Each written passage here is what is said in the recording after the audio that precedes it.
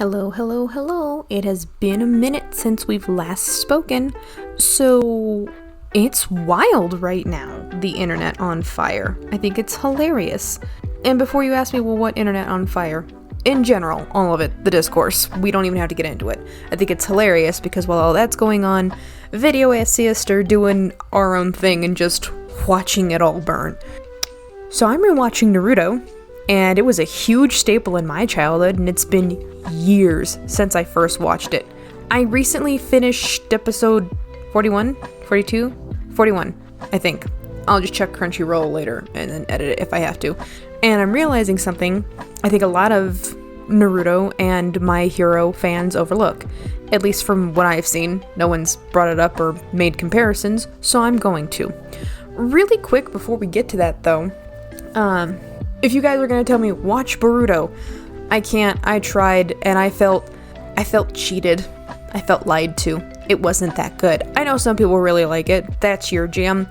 I couldn't. I can't get into it. There's so much inconsistency, and Naruto has the wildest timeline ever that nobody sticks to.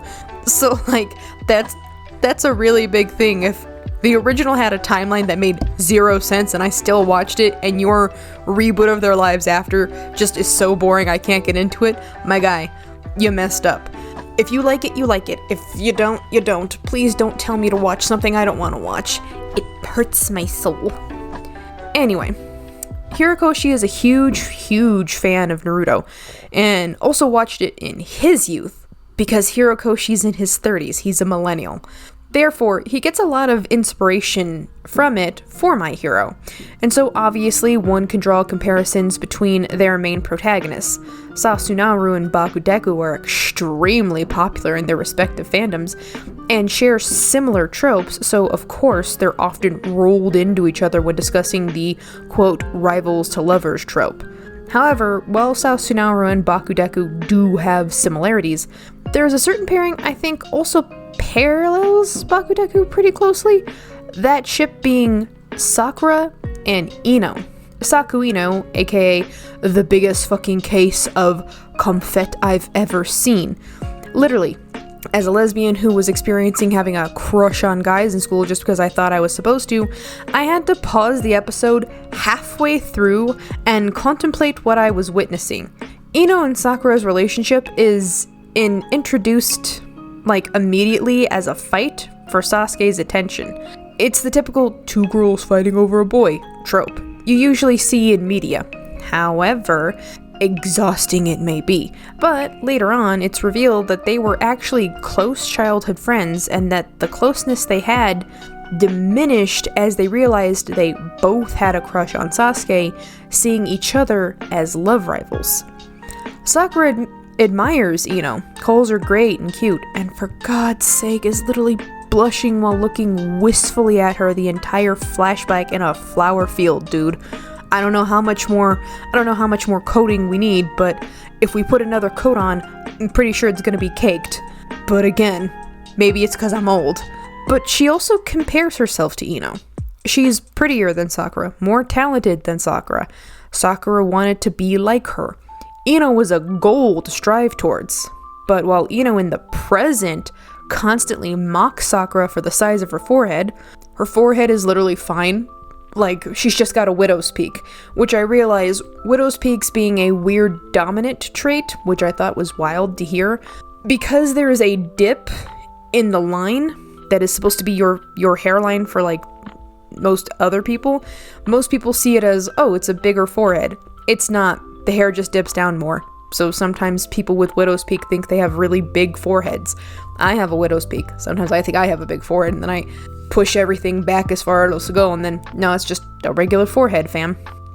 Anyway, but Sakura also compares herself to Ino. Constantly. All the time. But Ino compares herself to Sakura all the time, too. She's prettier than Sakura, more talented than Sakura. Sakura wanted to be like her. Ino was a goal to strive towards. And Ino is not only aware of this, but she also is jealous of Sakura for other things. When Sakura and Ino first meet, Ino landed Sakura that red ribbon, insisting that Sakura not be afraid to be open about her insecurities and be confident in herself. And while it's never outright stated, but it is heavily implied, Ino saw Sakura as somebody who was trying to get better, who always wanted to be more, and Ino admired her for that. So it's mutual admiration at the very least. And when they fight for the first time, Sakura doesn't want Ino to hold back, to fight her with everything she's got. Are you seeing the resemblance yet? Katsuki and Izuku too were childhood friends. Katsuki was constantly praised as a child, and when he got a quirk while Izuku stayed quirkless, his insecurities overflowed and caused him to push Izuku away. Izuku's almost natural heroic instincts and his habit of putting others before himself despite not having a power sacred and holy as per the doctrine of this weird fucking society, that scared Katsuki. Somebody who was powerless shouldn't be heroic. They should be happy to be background, an extra. Because while Katsuki was naturally gifted with a powerful quirk and talent, he wasn't a true hero like Izuku. And this insecurity, believing that Izuku was better than him in every possible way, caused him to believe that he resented Izuku, and started bullying him as a result. I'm a tangent really quick here. Katsuki literally is under the impression from when he's about baby to 3, because in the My Hero universe you get your quirk at 4, that he and Izuku had all of these grand master plans. They were going to start their own hero agency, they were going to be the Wonder Duo, blah blah blah. Fast forward to when they're 4, Izuku is officially diagnosed as quirkless. Katsuki is 4 years old at this point and doesn't quite yet understand what that means. It just means Izuku can't be a hero. Katsuki being 4 probably is under the assumption, oh, but he could probably do other stuff. From the ages of 4 to let's say 10, so about 6 years, Katsuki is constantly told through media influence, just general overhearing things from adults and classmates alike, and just the general society he grows up in, quirkless are useless. They have no purpose and no place in this society because they literally cannot advance the society. That's wild when you think about it, but it is true. So Katsuki internalized all of that, at least for me. That internalization then turned outward toward Izuku in a negative fashion in the form of bullying. But not because he didn't care for Izuku. It was because he was so scared that somebody else was going to kill him because he just was too good of a boy. Like a really, really happy dog. Like, you have no sense of self-preservation. That's what Katsuki was scared of, so he took it upon himself, if I beat him down far enough that he never puts his head back up again, maybe he'll be safe. Fast forward to the first episode of My Hero. Yes, Katsuki does in fact tell him to take a swan dive off the roof. That is suicide baiting, and that is really fucked up. However, we've all said some fucked up shit in middle school, and before you tell me, oh I didn't, why are you lying? All of us said fucked up shit in middle school. All of us have said things in heats of moments that we really, really regret. That's just being human. But Katsuki does grow as a person, very slowly, I might add, through the course of the entire series, and I'll admit that slow progression might make some people, like, he has no character development. No, he does, it's just slow character development is still character development. You just don't want to look at it that way. So yes, this weird little belief he has that Izuku is better than him in every possible way caused him to believe that he resented Izuku, and again, he started bullying him as a result. But when Katsuki apologizes, genuinely admitting his faults and how he treated Izuku, he acknowledges Izuku's insecurities. He apologizes because it's something he knows he has to do to atone. He doesn't ask for forgiveness, and instead acknowledges the path that Izuku has gone down, that he wasn't misguided in trying to be like All Might, and that he needs help, and that it's okay to let his friends handle what he can't.